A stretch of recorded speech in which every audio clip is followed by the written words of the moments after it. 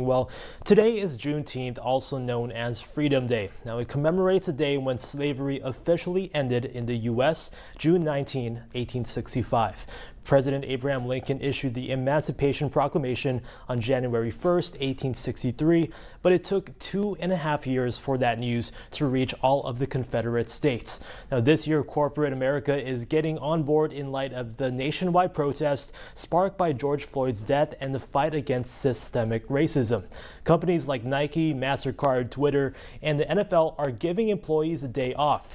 But there's also been a push for years to make it a federal holiday, which would close down most government offices, schools, banks, and many businesses for the day. But it's also a time to reflect and reckon with the fact that systemic racism is still rooted in all aspects of our society today, and progress is still needed for Black Americans to have true equality. Now let's take a look at employment. Studies show that companies are more likely to call back a candidate who has a name that's more commonly associated with white people. Black workers reportedly account for 26% of EEOC discrimination claims, but only make up 13% of the workforce. Black Americans are more likely to be unemployed or have low-paying jobs compared to white Americans, and that's in part due to education disparities.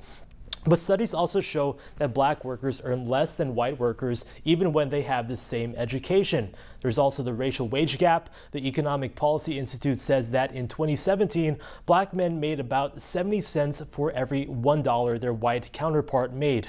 The gap is especially large when it comes to Black women, who made 62 cents for every $1 a white man makes, according to the National Women's Law Center.